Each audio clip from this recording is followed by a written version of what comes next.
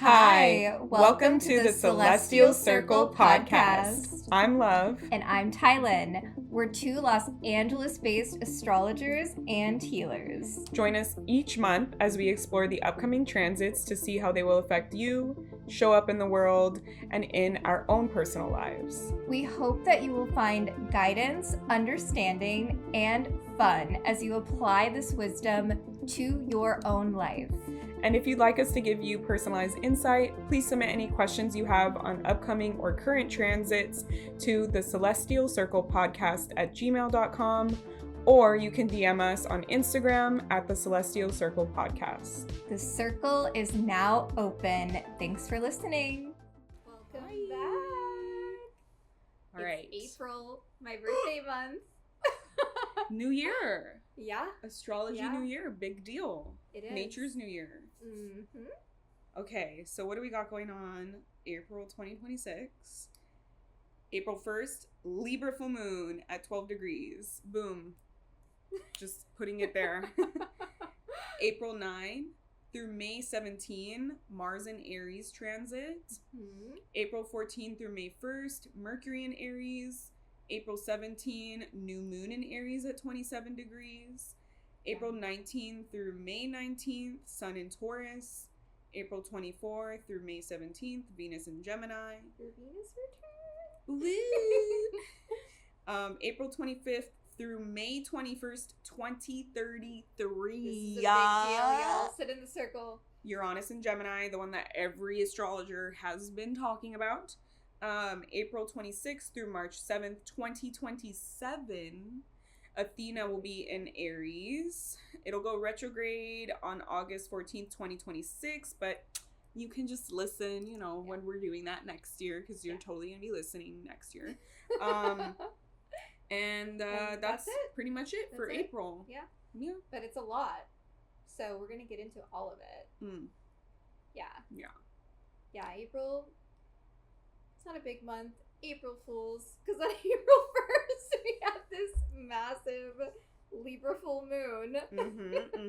Yeah, it's not a joke. Yeah, no joke. I feel like that's Libra is the least jokey. No, I mean it's the Justice card. It is the figure of balance. That's the side of Venus that is the warrioress, and you don't joke when you're in war. I think it's kind of funny. It's April Fools, and it's no Libra energy. Not joking around about that. Absolutely not. Especially in a Saturn ruled decan, which we'll get into. Seriousness. So, yeah, I was thinking about how March, this was the integration month. It was the dissolving of the old era as we're entering into the new era and this integration. And now April being the point of, okay, how are we moving through this time now? How are we rising into the present moment? And this month is bringing that full moon in Libra, rebalancing relationships, bringing through justice and the frequency around social coherence. It's bringing a triple stack of Aries energy with Mars, Mercury, and the new moon all in Aries. The Taurus season bringing the grounded frequency, asking us to stabilize, sustain, and embody what we've begun in this new era. And then the Uranus and Gemini, that is the major headline. Piece, So April's gonna be a big month. So let's dive into it with April 1st being this Libra full moon at 12 degrees of Libra. So again, this is in the second decan of Libra, a decan ruled by Saturn. So Libra is the sign again of the balancing scales. It is exposing equilibrium and imbalance within our relationships, within our justice systems, and within our collective social contracts. So that's a big deal. Yeah. So during this transit, we can see conversations around fairness, around representation, in shifts in partnerships, whether that's personal, political, or global. So there's a call to bring the self, which is Aries energy, and the other, which is Libra energy, back into harmony. So under the Libra full moon, the collective is recalibrating. It's this recalibration moment. There's a cosmic audit of how we are sharing power, how we are listening to one another, and how we are co-creating balance. Because again, the sun is in Aries. Anytime we have a full moon, it means that the sun and the moon are in opposition with one another. So with the sun in Aries, this full moon is exposing where places in our life where we have become too self-focused and not focused enough on the other or on relationship dynamics, because we're not here alone on the universe. We are in relationship. So with the Three of Swords, we're going to talk about this because there's a lot more I want to share in the Three of Swords, but it could be bringing up a wound that is meant to be coming into the light. Yeah, because that card, the Three of Swords, it's like the heart with the three swords stabbing through it. A lot of people tend to get it as like a tattoo, I noticed. It's like a very iconic tarot card. Yes. We have a friend who has a tattoo of that. Yeah, I have a client who has it. I think I have two clients, actually. I have one who has it like tattooed on their chest. And yeah, I think that like it's basically representing what wounds from my past are stopping me from moving forward, from taking action in the now or in the future. So it's interesting that being part of Libra, because I feel like relationships, wounds, injustices, wounds, like themes that Libra rules over. So that'll probably be, I just keep seeing like this lunation. I keep seeing this visual in my head of like someone literally like pulling like a sword out of themselves, like a warrior like wounded and like maybe they've gotten to safety and the battle is kind of over and they're just like, oh, let me pull this out of myself so I can like close this wound up. Yeah, but that's also where we let the light in, when we remove the sword. When you remove the block, the fear, the stopping piece, the stagnation. Yes, 100%. And you know, I love this card, the Three of Swords, because again, it is a decan ruled by Saturn, and Saturn is considered to be exalted in the sign of Libra. So then this speaks to the responsibility of our time being meant to be spent in Libra themes. You know, time being spent in feeling beauty, connected to beauty, in harmony, in peace, in love, in aligned relationship dynamics. But what you're saying is also true. When we open ourselves to the vulnerability of what it means to be in a relationship dynamic, this could lead to pain. This could lead to wounding, because people are unpredictable. People could disappoint you. People can hurt you. Yeah, or you can be carrying this wound from another lifetime, from a generational family cycle. So you never know. Like, if you don't know the root, if you don't have the idea of like when it happened, then it's probably from before you were born. But Saturn also says take responsibility for that. I mean, if you're aware, then you're the one that ends it, right? Like, that's usually how it goes. Like, the people that 100%. Just like repeat the pattern or repeat the cycle, or we don't have awareness from the past life, you know, healing or whatever, then we're just going to keep carrying it. Yes.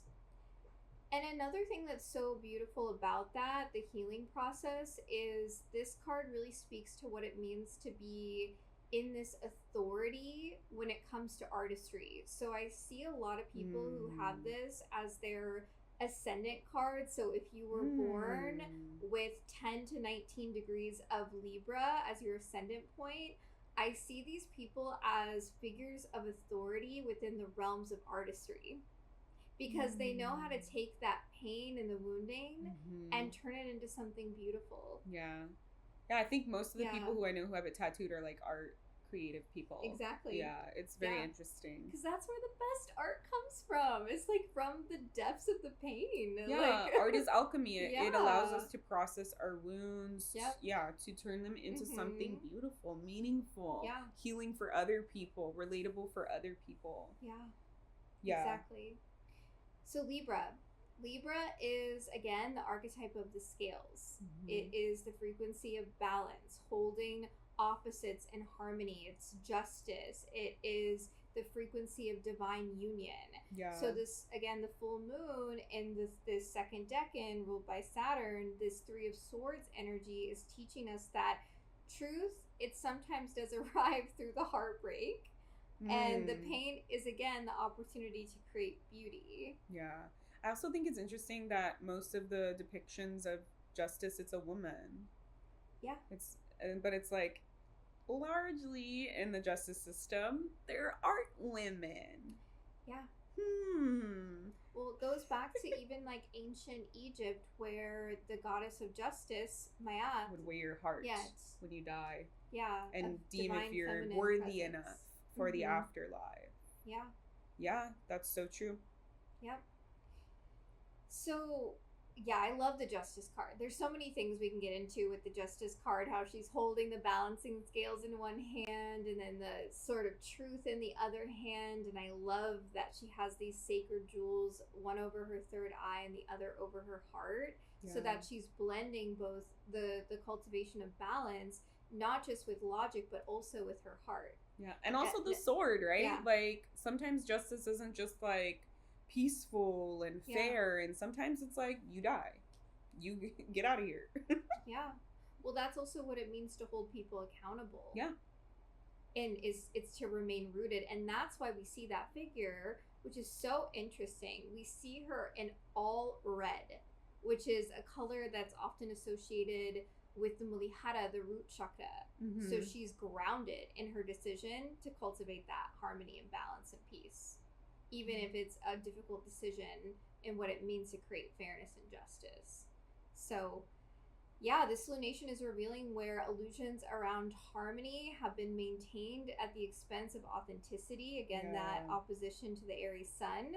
So the collective psyche may feel emotional honesty resurfacing, relational truths coming to light. There might even be grief coming through around an ending, because full moons can be portals of release. There might be the need to redefine fairness and to reorient around reciprocity, around giving and receiving. Yeah. So this full moon ultimately is a reminder that balance cannot exist without truth. Yeah. And we even have Saturn here in Aries opposing the moon. So it's like double times 2 Saturn energy. I have a lot to share on that. Yeah, like that's really standing out to me in this chart. Like, I feel not only are we in like a Saturn ruled decan, like you said, for this lunation, but I just feel like, I don't know, I feel like Saturn, we talked a lot in like the yearly class that we did, and in the beginning of the year, of this transit of Saturn moving into Aries, and how the big themes are going to be leadership and accountability, and like that is that theme of like the Libra and Aries exist on this axis of me to we, one to many or one to other.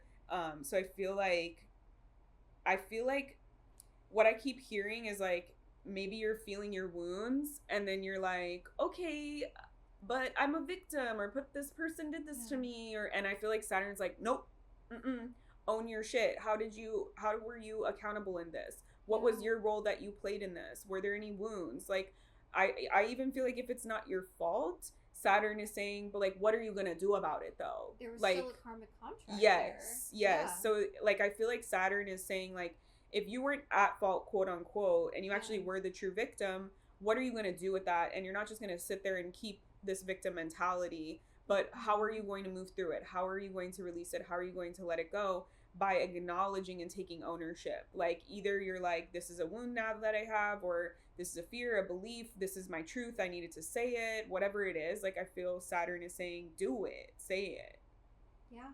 Well, set the boundaries, set the limitation. And it feels more like create it, not say it. Because with the Libra piece here, it feels like maybe we're making some kind of like cool collage or art or something, and then we're like tearing it up and cutting it up or something like that. Yeah, or it could even be a relational piece where it's not just something that you do alone. Maybe it's something that you bring forth in a relationship dynamic, and you have that conversation that you've been holding back, because the collective question that I was meditating with is, where have we sacrificed ourselves for the sake of keeping the peace? Mm-hmm. That's the taking accountability, Yeah. right? Like where it's like, Yep. well, but I didn't get to and I'm not allowed to and all these it's like, but that was Yep. a choice that you made to stay small.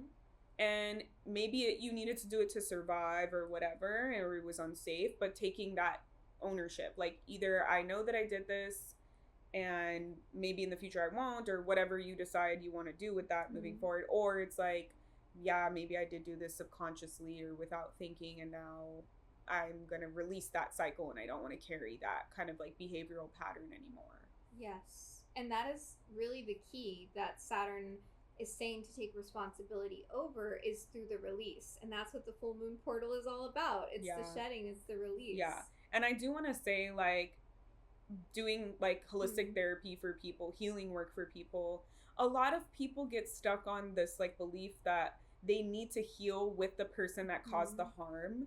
And I feel very called, like Spirit is saying, I just want to give you permission. You do not need that other person to be present, amenable, acknowledging, understanding at all to do this healing work. Like if you are not wanting to carry this with you and wanting to release it, that's enough. And that's all you need. And you can do that healing work with a practitioner, like one of us. You could do it with your therapist. You could journal. You can write them a letter, never send it to them. You can do a voice note, never send it to them. Like, you don't need them to be present to free you from this cycle, to free you from this pain, right? Because if they're the one that caused you harm and you're now housing this pain, like that's not yours, right? Like they should take accountability for that. But now you're feeling like you have to house this pain in your body forever and just deal with it. And that's how life is going to be. No, you release the pain for you, not to forgive them, not to, you know, remove their responsibility or their accountability in it, but so that you don't have to keep suffering at their hands, right? So that you don't have to like die. I was thinking of like the word in a climax in French is petite death. Little death. Little death. Like I was thinking that, like, you don't have to experience these little deaths not in a climax way, but like you don't have to experience these little deaths all the time. Want to experience that. You do want to experience them. Yeah, but you don't have to hold this and suffer, like microdose your suffering every single day because of this. You can release for you. Yeah, 100%. And yeah, I mean, that is the beautiful part of healing. It always comes back to the self. And again, the Saturn piece of taking responsibility of doing your own healing. So if that is the case where that is what is necessary to do it on your own and to heal those parts on your own, 100%. If it's with another person, go for that. Or it might not even be with a person. It might be with like money. It might be with like a substance. It might be with a habit that you have. Yeah. Where you're watching too much TV and you're not creating, where you're consuming and you're not creating. Yeah. And that's an imbalance. Yes. Yeah, that's true. Yeah. There's something else that came to mind, but now I can't think of it. Maybe it'll pop back in.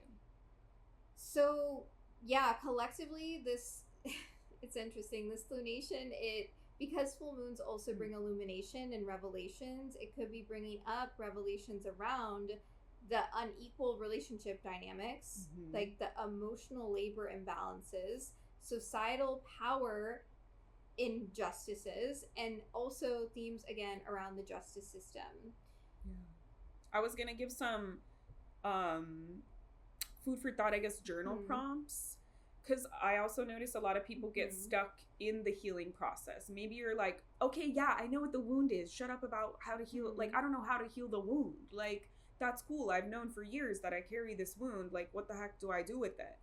If you're not sure how to heal it, like you don't have a, you know, healer or some workbook or something that's guiding you through this process, and you're not sure like what it is, maybe, you can ask those kind of like defining questions, or if you're doing a ritual, you can center it around like, how do I open up to the healing? How do I get more comfortable to releasing this wound? Can you bring me the people, ideas? Maybe there's an Instagram video that pops up on your feed that gives you this connection of like, oh my God, that's how I move through this. This was the missing piece. So you can just say like, I'm open to receiving this guidance. Even some people do it like in their dreams or whatever it is that you do. So if you're getting stuck in a part, just be like, I want to release this, and I'm asking the universe or my guides or my ancestors to help me release this in whatever way I need it to happen. Yeah. And the key with that, bringing in the Saturnian quality, is to create the structure for that to happen. Yes. Create the time for that to happen. Mm-hmm. It's not just gonna happen magically. Yeah. No, like you've got to put the time in. You've got to create the ceremony for yourself. Mm-hmm. Yeah. And that's, you know, why we spend so much time on the lunations, because they are snapshots in the cosmic sky for us to look at these big themes and then look at how they're impacting us personally, which is why we do the rising sign readings. Yeah. But this is, a beautiful time to create a ceremony like that. Yeah, and it doesn't have to be, don't think of like the craft or something. You don't need to do the salt with the pentagram and the candles. Like any kind of ritual, right? Everything is ritual. Your morning routine is a ritual. Your 100%. Nighttime routine is a ritual, right? Like going for a birthday party, ritual, right? Like you can make it as simple or as complicated as you want. You can spend as much money or as little money as you want. It's totally up to you. It's more, ritual is more, for humans, ritual is because we're tangible. We need stuff. That's why we celebrate endings and beginnings. We need these like marker points for our brain. So the ritual is just an extra layer of directing your energy and creating the right energetic space to support whatever it is that you're doing. Yeah, I mean, the ritual could be like what you just said, just sitting down and writing that letter. Yeah, and that can be powerful. The ritual. You put on your sad playlist, you turn the lights down low, you get your box of tissues. Yeah. So it can be simple. We're all about embracing simplicity here. But if you want to go full out and light the candles and light the incense, do it. We're witchy here, so we like that too. Yeah. So you can get like a Saturn or Libra crystal. Yeah. Anything black. Ooh, Saturn loves. Yeah, that's his color, black. Yep. Yeah, it's like black and like gray. Yeah, oh yeah.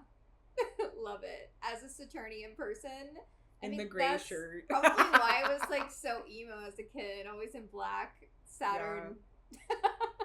Okay, this full moon is in a trine to Pluto in Aquarius. So this is really, really powerful because trines are aspects that are supportive, right? So this is bringing then an evolutionary undertone because Pluto represents the evolution of humanity, especially in Aquarius, because Aquarius energy is all about the future of humanity.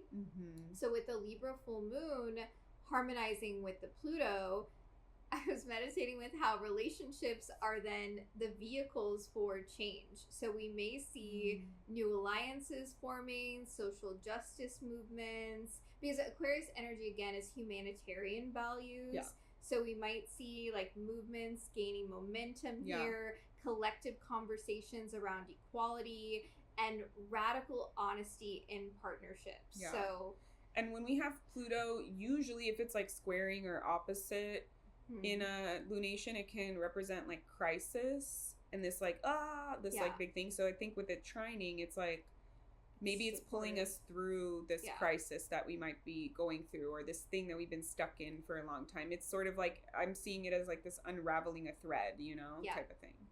So speaking of the square, Jupiter exalted in Cancer is in a square to this full moon. So this is amplifying the collective emotional body. So the tension is asking us to feel in our body what is unfair, unjust, and out of balance. Yeah. I feel like the visual I keep getting from that is like, the water is coming. Do not try and swim away and fight it. Let it overcome you. Become one with the water. Yeah. The two examples, the metaphors that are coming in mind, if you've ever done a cold plunge. When you get in and you fully submerge yourself, you're not supposed to fight it. You're not supposed to keep breathing heavy. You're supposed to feel the cold, let the cold overcome you, breathe, and then you acclimate to the temperature of the cold. Or same thing when you're like in the ocean and there's like a rip current. You're not supposed to swim and try and like fight it and get to the top. You're supposed to let it kind of move you, and then once it passes, then you can easily swim to the top.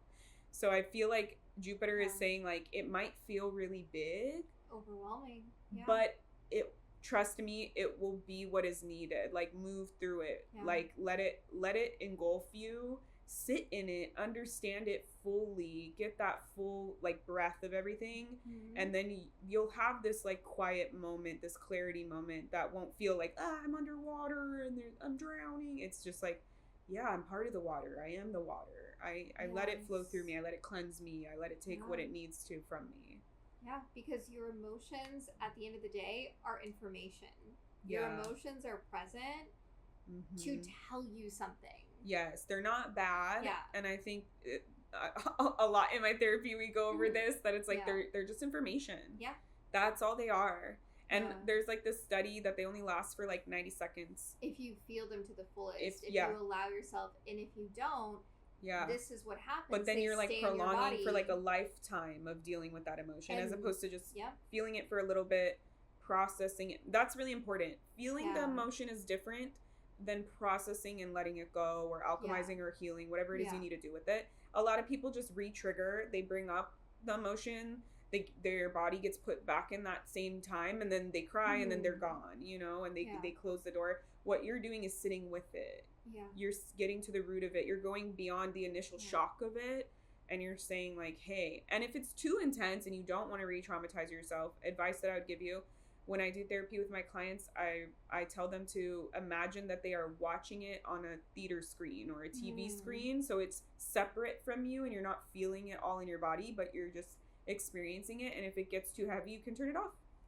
You can leave. You're not stuck in it. Yeah, that's important reminder for people that you are sovereign. So you have the Saturnian willpower and choice, and how you navigate through these themes. So yeah, this square with Jupiter and Cancer, it may bring up themes around relational patterns inherited with the family, emotional codependency, and protective instincts clashing with fairness. So I was meditating with this collective question around, what does true emotional safety in relationships actually look like? I feel like that's a heavy question for a lot of people that they might not have the answer to. They might not have any framework for what that actually means. Yeah. I would say, if you're like, when you're tapping in, you're like, I've never experienced this emotion. Think about your inner child. Talk to your inner child and be like, what do you need to feel safe? Yeah. Right? What kind of person made you feel safe when you were younger? If ever that happened. Or just think about like what qualities or behaviors make you feel safe as a person. Yes. Or that you've done that other people maybe are like, this makes me feel safe. So yeah, it's a big question to ask, and more with this lunation. So we have Persephone in Aries, which I've been thinking a lot about because we're all talking about like the Saturn and Neptune in Aries, but nobody's talking about Persephone also transiting with them in Aries. So Persephone in Aries is opposing this moon, and in the myth, Persephone's descent into the underworld forces the world to confront loss, separation, and then the transformation that occurs within this journey.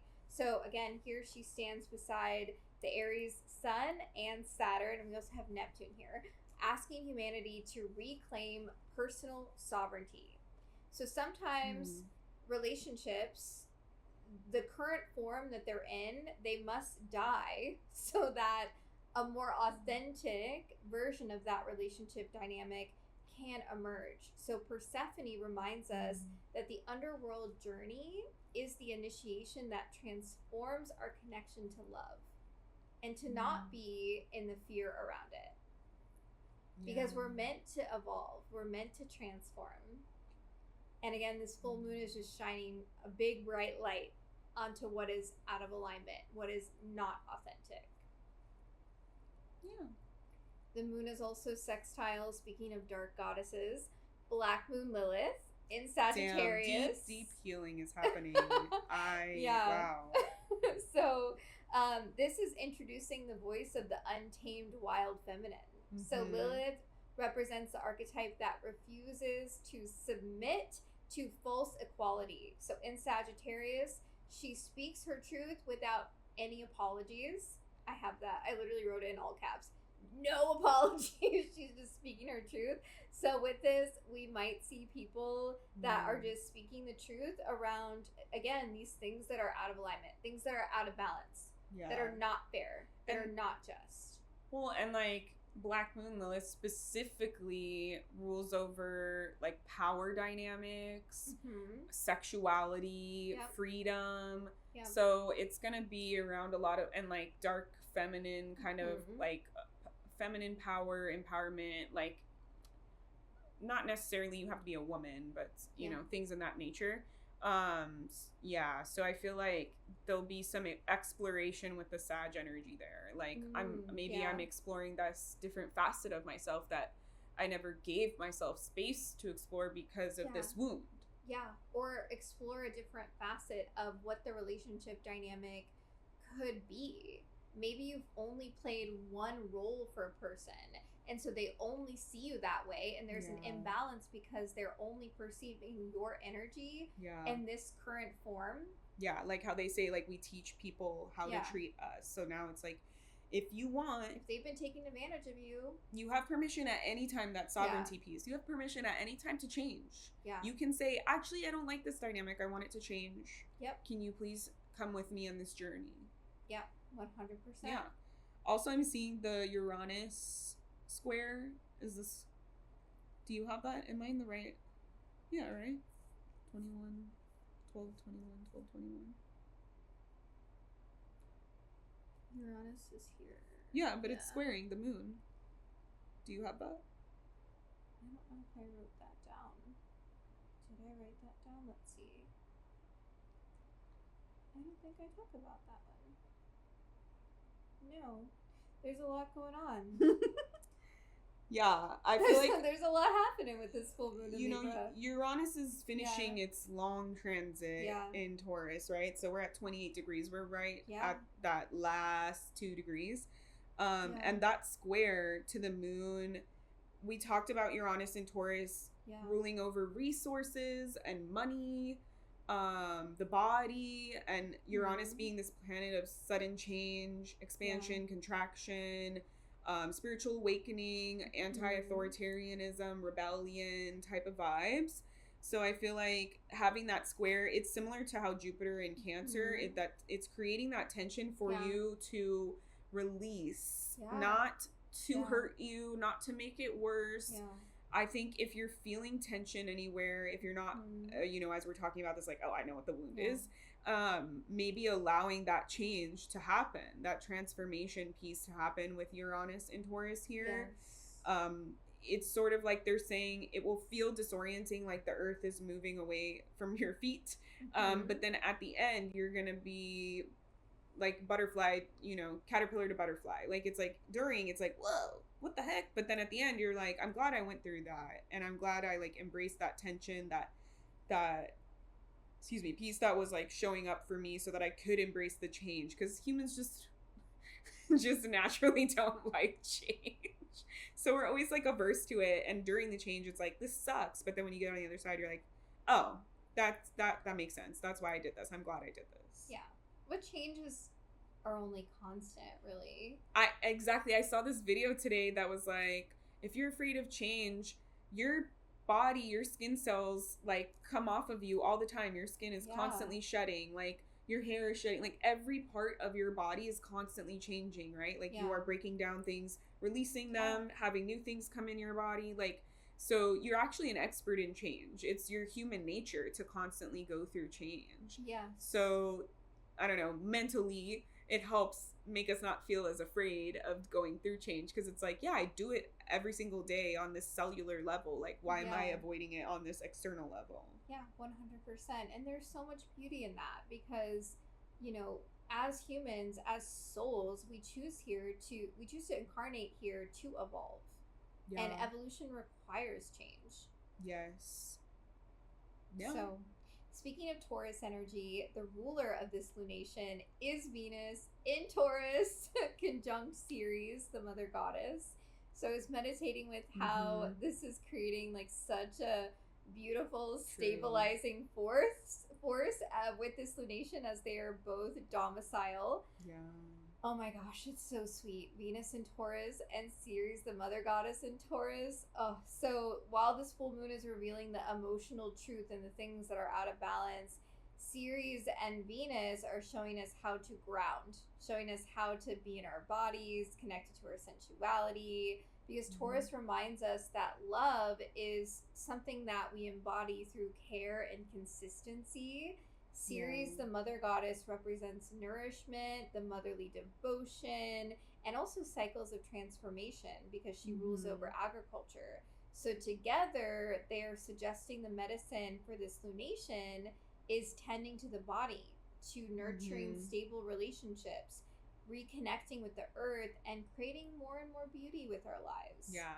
And I will say we talked a lot about like healing as change and transformation and evolving, and Venus and Taurus can be very stubborn, and like Taurus placements can be averse to change because they just like their comforts and they don't want to get out of their comfort zone, and they're stubborn and they don't want to change their mind. Yeah, but so the Uranus really was like, shaking that up for Taurus placement. So I feel like if you're not using the Venus and Taurus to ground into your body during this experience, and you're experiencing like, I don't want to, why should I have to do this? I don't want to be uncomfortable. Then just address that part, I would say, you know, and know like, I'm not going to get anywhere by staying in the comfort zone. And if I'm experiencing this suffering or this wound every day, and I'm ready or I want to get rid of it, then I'm going to have to change something, you know? So just putting that out there, that might be like the quote unquote negative aspect of that part in the lunation might be like, I don't want to, I want to be comfortable. Yeah, especially with the square to Jupiter and Cancer. That's also giving a comfort like, piece. Like, cozy. I want to be in my shell. That's why I was like, just let it take you. Don't fight it. Yeah, 100%. Honestly, at the end of the day, this Libra full moon is asking humanity to embrace this truth that love without honesty cannot survive, that love without balance is not sustainable. Yeah. So the biggest question for everyone during this Libra full moon is to ask yourself, where are you maintaining harmony at the cost of authenticity? And remember, like what we're talking about with this conversation around change, it is okay to change your mind. It is okay to have one form of authenticity. From two manifesting generators to yeah, you. We're supposed to show humanity it's okay to change. That's like our whole function. Yes. It's so true because, you know, I think back and I'm like, I'm not the version of self that I was years and years ago. Like, I have changed. And so that means that my connection to authenticity has also shifted. Yeah. And I will say, like, how you're saying how am I showing up in my relationships? Yep. I feel there's something you said with the question. Harmony at the cost of authenticity. Yes. This is like one of those like catch-22 pieces, I feel, where it's like, I really deeply want to trust. I really deeply want to feel this intimacy, or I really deeply want people to love me and support me and see me for who I am, but I'm afraid to, so I'm going to shrink or change or do this to keep harmony and keep the peace because I think this is what people want, or this is maybe like they're not creating a space for me or whatever it is. It's like, but if you do this change and if you have this confrontation or this communication or this understanding even with yourself first, then you will get to that point where you can feel, oh, I can show up authentically, I can take up my space, and I don't have to sacrifice my authenticity at the expense of like keeping harmony in my life or in my relationships. It's like, am I performing? Am I fulfilling a duty or an archetype, or am I being my authentic self? And why am I doing that? And how do I want to change that, right? Like, how do I want to show up? I feel like it's such a catch-22 because it's so, our mind is like so afraid to go there and to take that risk. But once you do, like, at least in my lived experience, I'm very like, since middle school, something clicked in me and I was like, I'm just going to be honest no matter what. I'm going to confront things like head on. No matter what. Like, I literally would go up to people that I had crushes on in middle school and be like, hey, I like you. That's your Aries moon.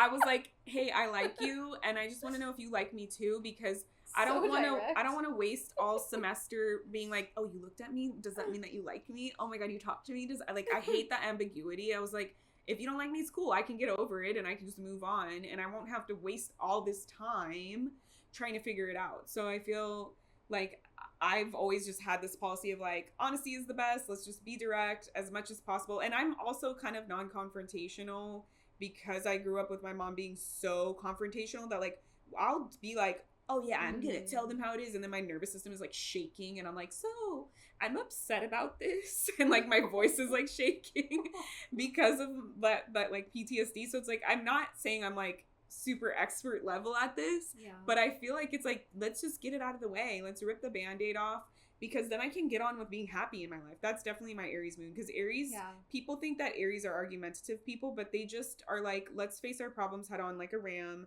and get the fight out of the way so we can have peace, so we can have fun, so we can just live our lives. Oh my gosh.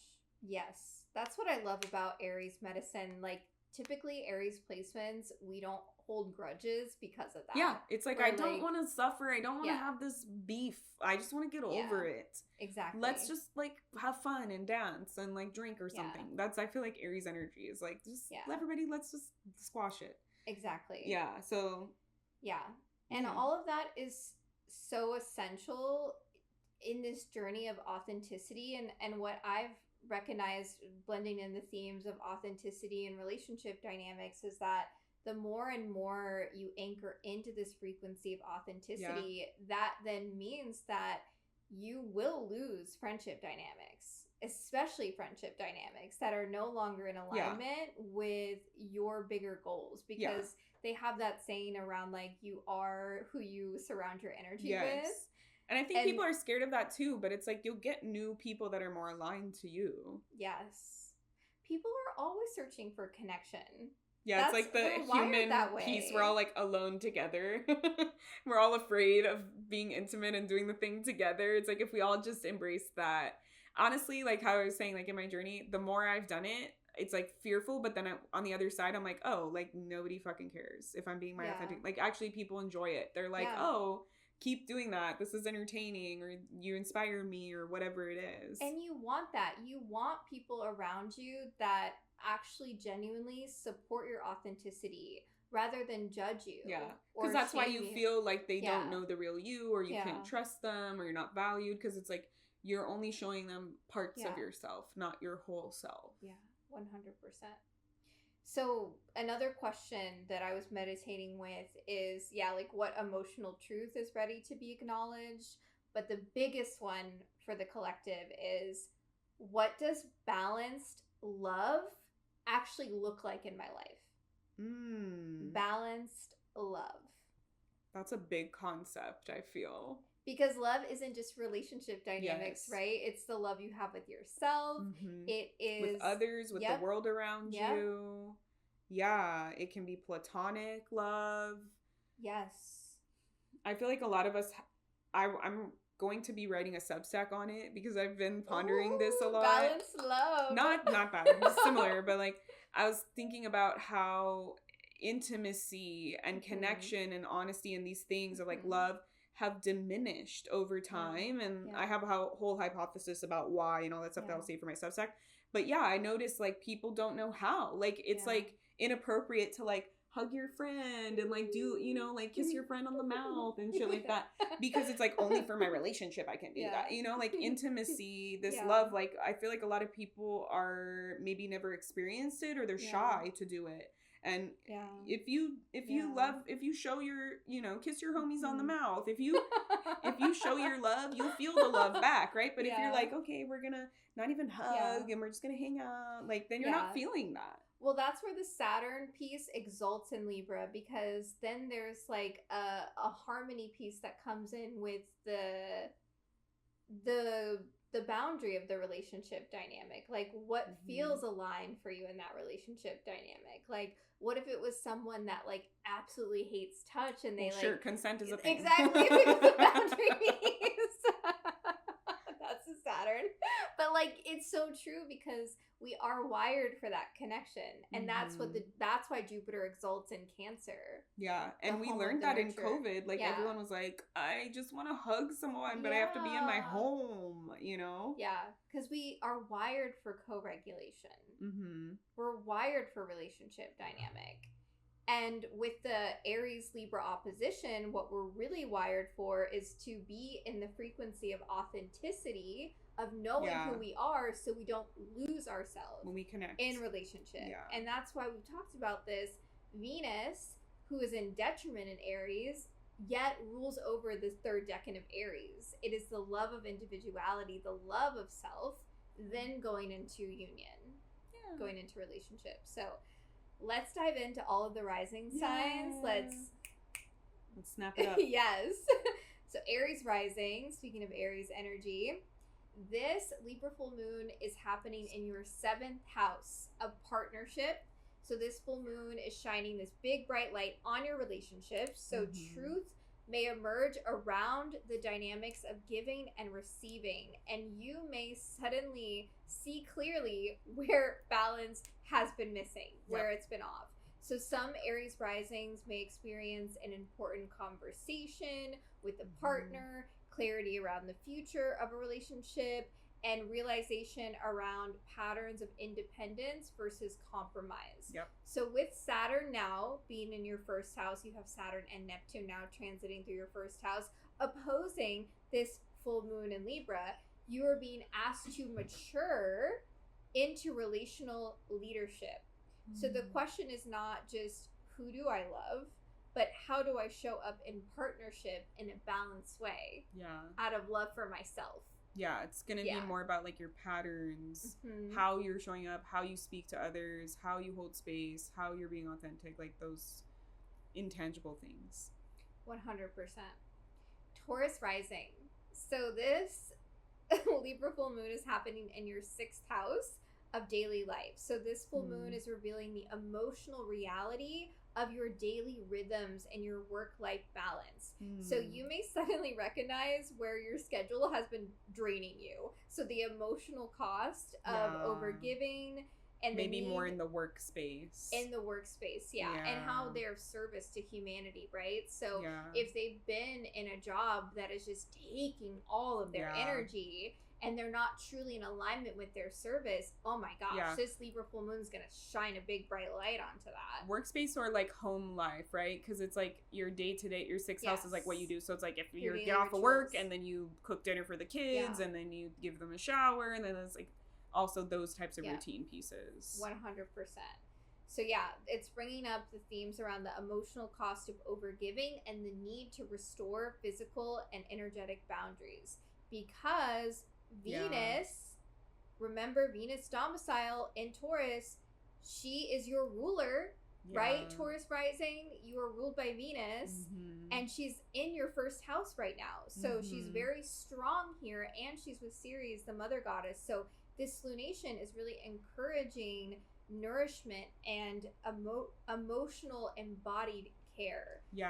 I was gonna say, I keep seeing a visual of like loving up on yourself by like combing your hair, you know, like doing some kind of routine wellness piece that feels like pouring into you and restoring you. Yes, we were just talking about our face routine before we started recording. I was like, I gua sha every day. Like, it's such a beautiful self-love practice that's so simple. It doesn't require a lot of your time, and it's connected to beauty and sensuality and pleasure. It just feels good. You can get a little jade tool for like $5.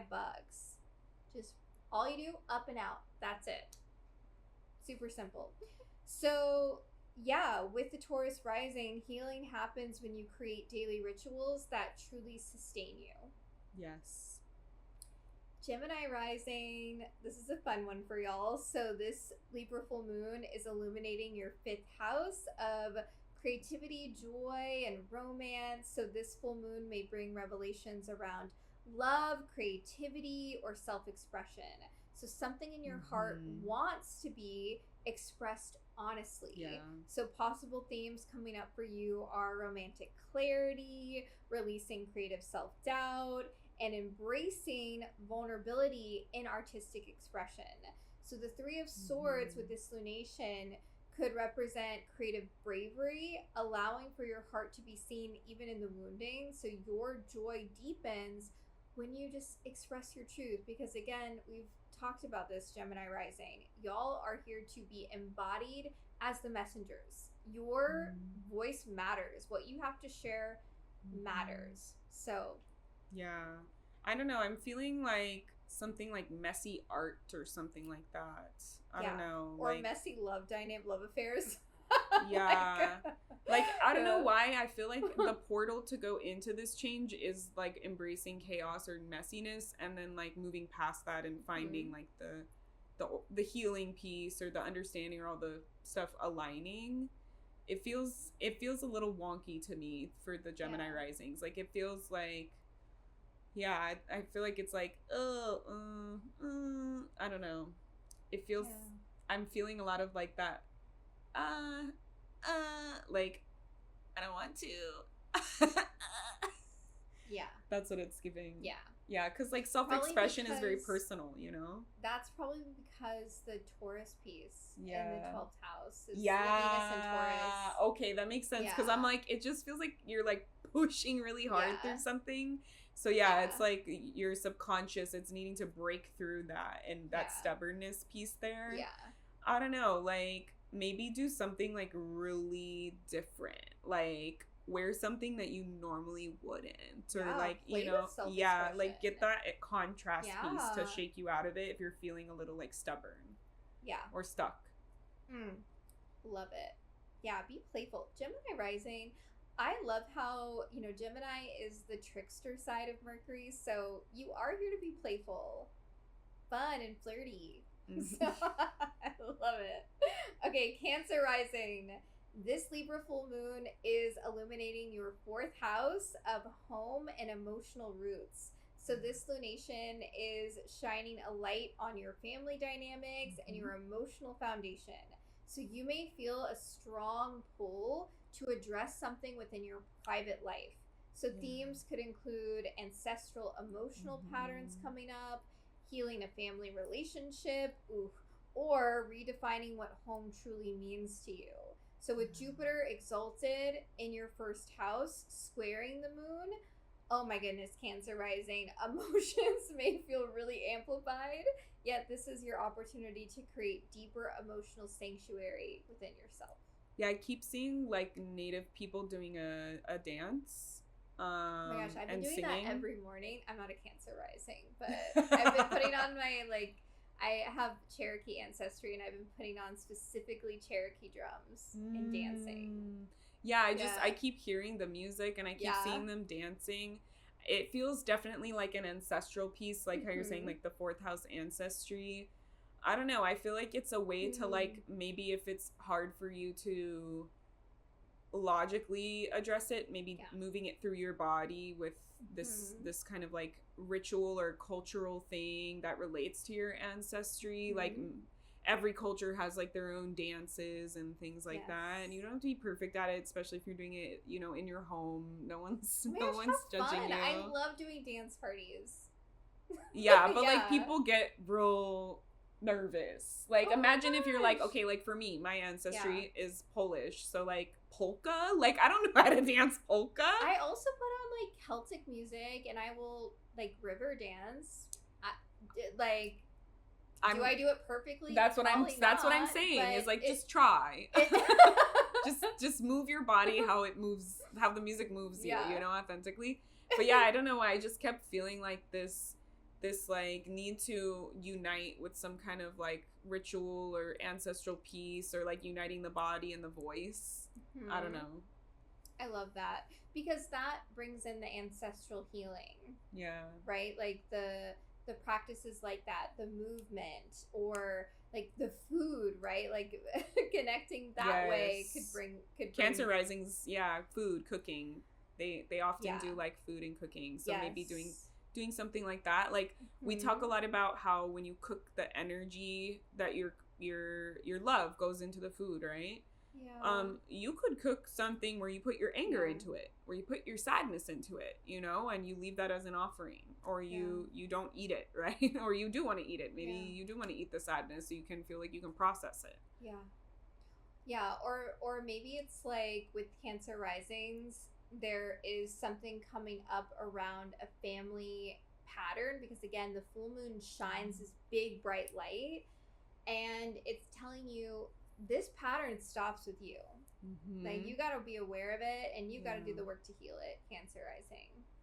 Yeah, and you have Jupiter here supporting you. Oh my gosh, you're so protected. You got, oh my gosh, Cancer risings, so many blessings. I know for some of y'all it might feel like a very intense, emotional, overwhelming time, but open up. I have so many Cancer rising clients, and I was looking at this transit for years, just feeling so excited for the blessings and the abundance. Yeah, but you're Jupiter like the exalted optimistic mom from Mean Girls. You're like Amy Poehler in Mean Girls. I am. I'm a cool mom. Totally. I feel like the intense like transits, you're like, oh, this is gonna be so beautiful, and I'm like, really? That's Saturn on my ascendant. I'm like, you're gonna grow, honey. Yeah, and I'm like, that's scary as fuck for people. Don't lie to them. You're like, it's so beautiful, and you're like, but it does feel a little intense. A little intense. Cancers are hiding in their shells, shaking in their boots. They're like, I'm scared. They're like, I have to acknowledge my family pattern. Get out of here. I have to come out of my comfort zone? Yeah. No, who said that? Expand? No, it's like, yeah, this lunation, the Jupiter in Cancer, is going to be here till July. It's sort of like when the crab gets big and has to leave its shell and find a new shell, you know? Or the hermit crab does that, but like even the regular crabs will shed and then grow a new one, and it's a vulnerable time when they're doing that because they are unprotected. So I get it, but it's what you're doing. You're in that process. But then y'all will have Jupiter and Leo in your second house. I mean, that's also hella abundance. Like, come on, Cancer rising. Like, y'all are just in this blessed time. Okay, speaking of Leo rising. So this is illuminating your third house of communication. So this full moon may bring up an important conversation, speaking of, or about important conversations, or a realization around how you communicate your truth. So something unsaid or something you've been just brewing within you may finally need to be spoken aloud. It might need to come up to the surface. Yeah. So you may notice clarity within a sibling or a friendship relationship dynamic, a shift in your voice or what it is that you want to say or your message, or a perception shift within emotional honesty emerging within the dialogue, emerging within the conversation. So the medicine here, especially Leo rising, the lion energy, is courageous communication. So your words have the power to restore balance and understanding, but speak from your heart because Leo rules the heart. And I was also seeing like Spirit is really highlighting like, how do you speak to yourself? Yeah, right. It's a house of self. Are you being fair to yourself? Yeah. Are you not being honest with yourself? Are you diminishing your feelings, cutting yourself off, not giving yourself space to speak, to express? Have you silenced yourself over time?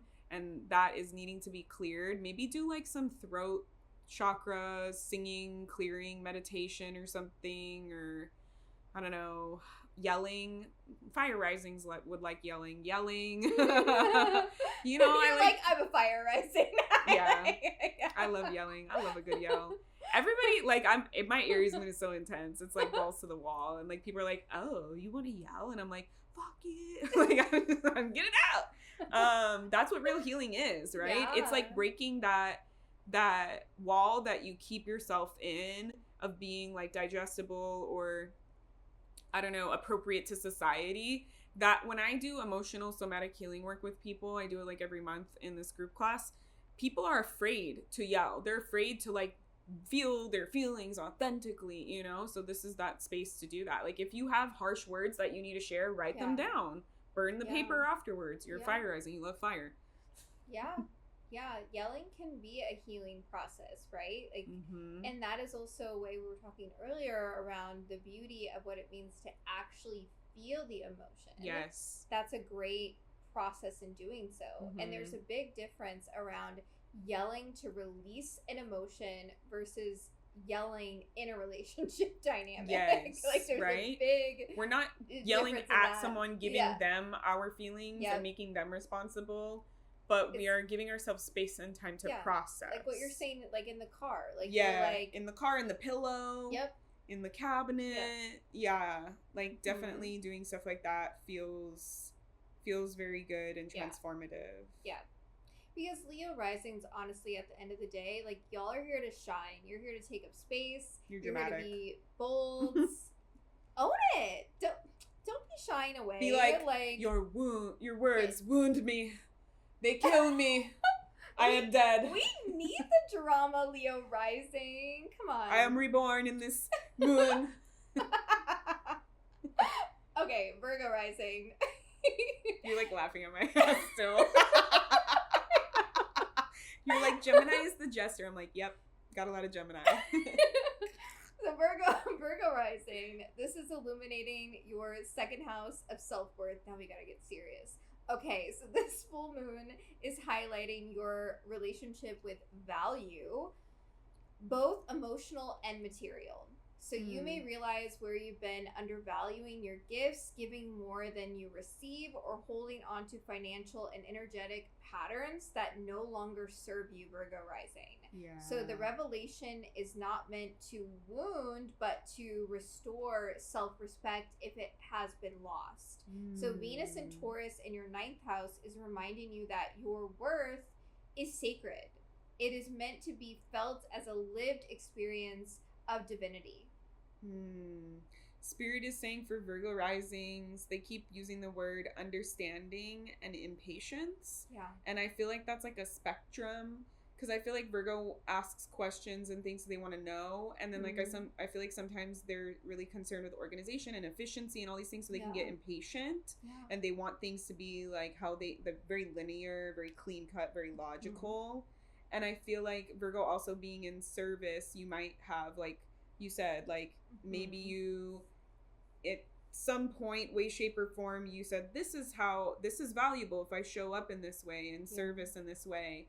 And then maybe you're like, oh, I hate that I have to fulfill this role every time, or I have to believe in this thing or uphold this thing after I'm kind of done with it, or I feel guilt over it or shame over it or something like that.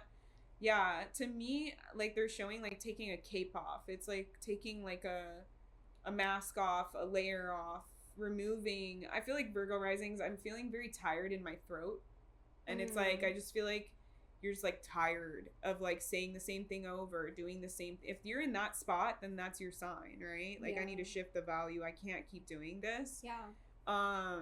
And I also feel like there's something around like sacrificing for fairness, because that Libra second house, right? Like I'm not charging more or asking for more because it's unfair, it's rude. I don't know, there's something here needing to be unpacked. I think those are two different experiences that you might have depending upon what's going on in your life. I don't think you might have both of those.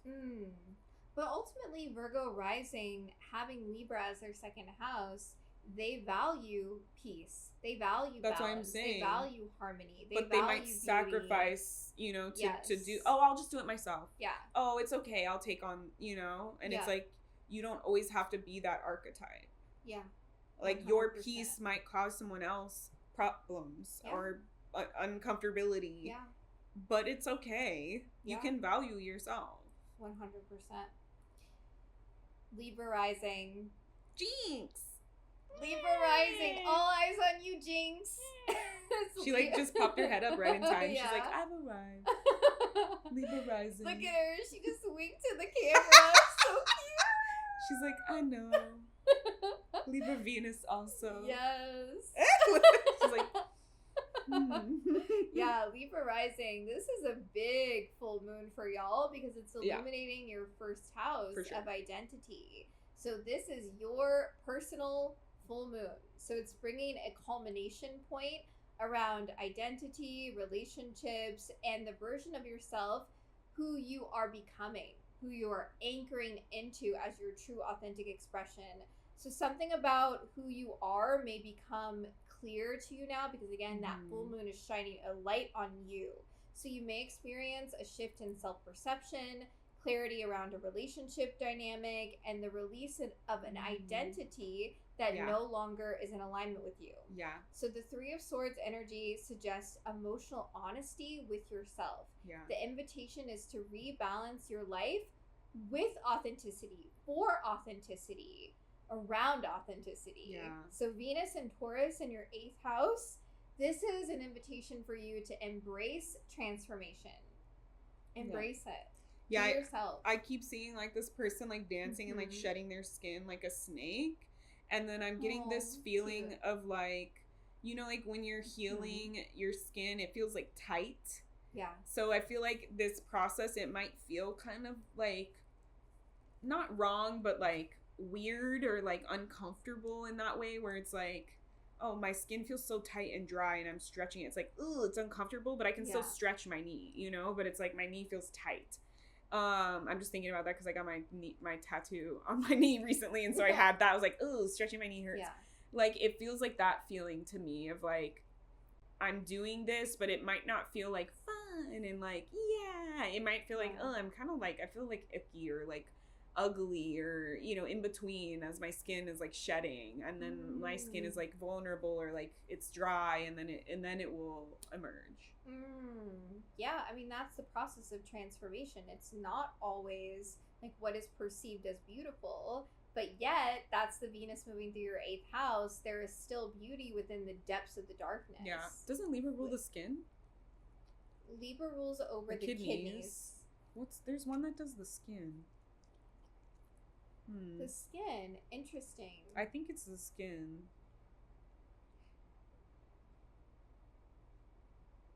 I haven't heard that. I've heard it as the kidneys. This is so annoying. who rules over what zodiac sign rules over the skin?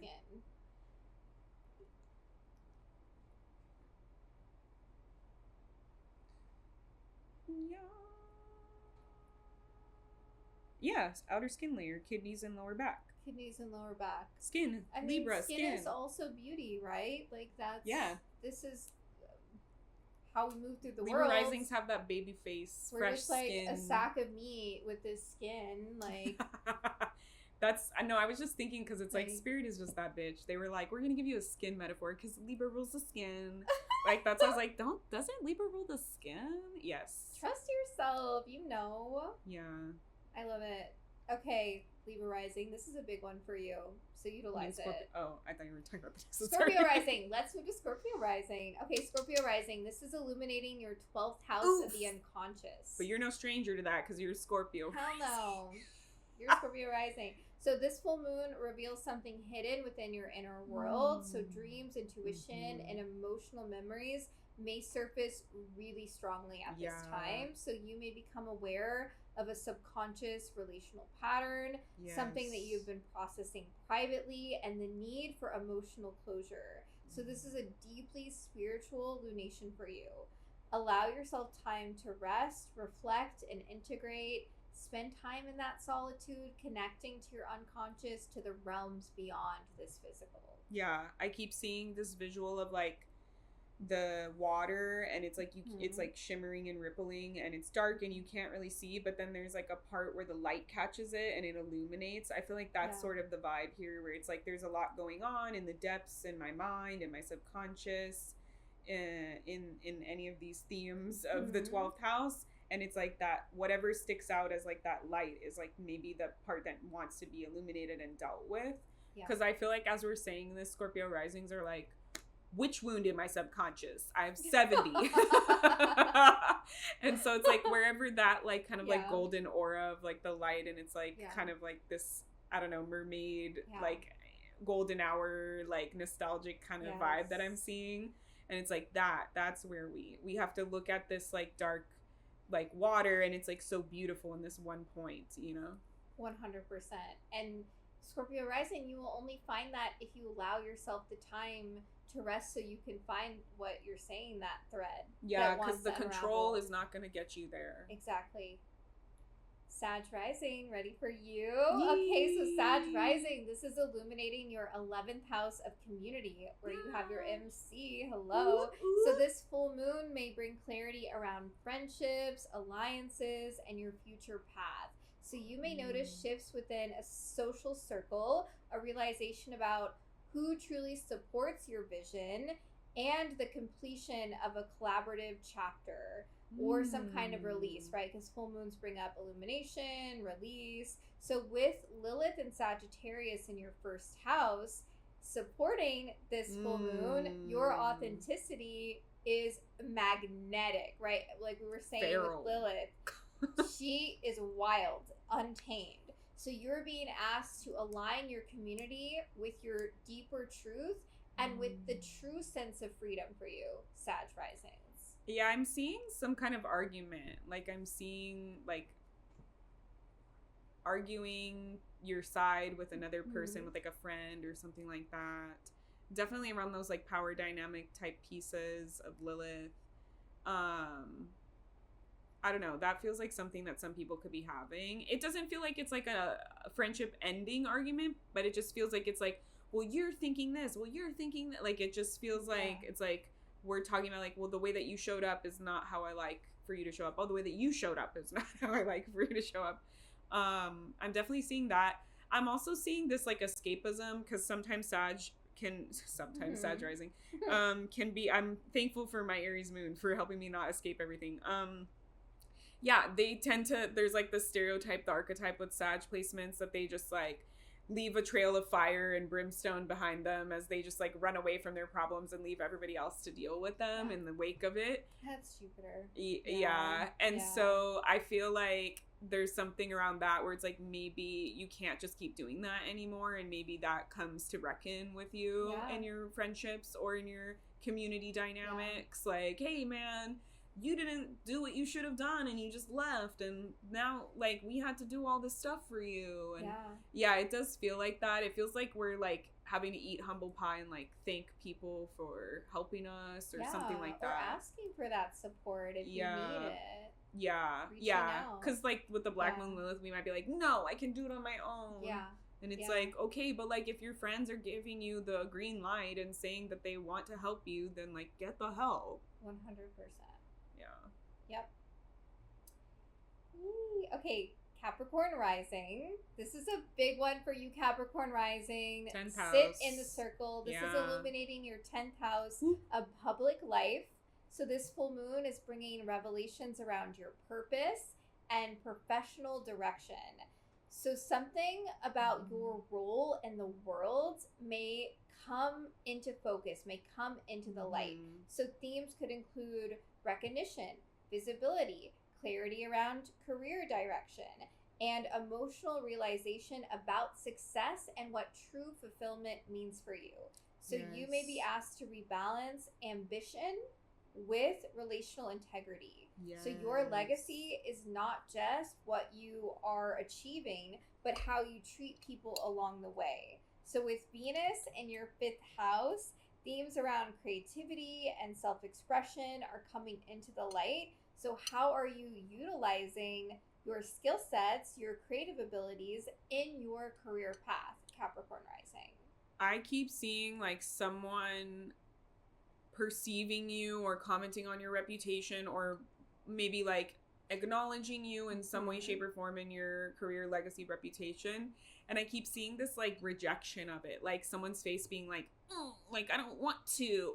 And so I feel like your maybe challenge might be to take a step back and see how others are seeing you, see how the world is perceiving you, and see if you can somehow, like, reconcile that in a positive way that supports. Like, it's almost like you're being called to some kind of initiation and you're like, I don't want to do it that way. That's not what I saw for myself. That's not what I want for myself. And it's like, well, but if people are seeing you in this way and they're saying, like, I need more of this from you, or I want more of this from you, or can you share more of this with the world, and you're immediately resistant, like, maybe that's where the medicine is, right? Where it's like, if I'm rejecting this, why am I rejecting it? Does it feel like it's just not in alignment, or is it a fear?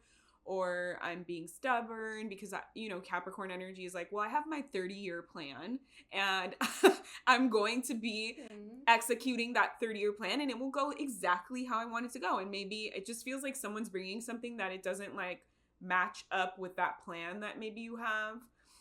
And you're needing to sort of like get through that initial like rejection feeling of it and then open up to it. Yeah, I could see that for Capricorn rising, because ultimately this full moon is asking, like, what's your next step? Yeah, and also like, what do you desire to be known for? What are you already known for? Yeah, that's why I just feel like someone's bringing that reflection to you, and it's like, it's okay if that's how people are seeing. Well, maybe you're like, well, now I want to change if I don't like how people are perceiving me that way. You know, because ultimately, like, you're here to be known for the Libra qualities, right? You're here to be known fair for and just. Beauty, peace, harmony, aesthetics. Maybe this is like a rebranding too for Capricorn rising. It totally could be a rebrand. Yeah. But I'm hearing weight. So it's like, don't be impulsive. Just shining the light on it. Don't be impulsive and just like rebrand yourself, but like let it sink in. Like it just feels like it's really important for you to understand the why behind it all. Yes. Yeah, what is your legacy? What is it that you want to leave behind? Because ultimately, Capricorn risings, they incarnate with that in their heart space. There's a bigger mission for Capricorn risings around what they want to leave behind on this earth. So the Libra rising is giving you those, or the Libra energy is giving you those clues for the reputation, for the recognition. Yeah.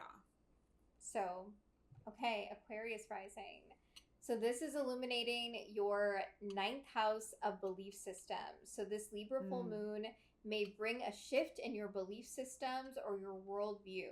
So you may suddenly recognize something about your spiritual philosophy, your relationship to truth, or to a path of study or teaching, because the 9th house rules over higher levels of education. So the full moon trine Pluto, who is in your 1st house, that's a really big deal, suggests profound inner transformation. So your perspective is expanding in ways that will shape your future path.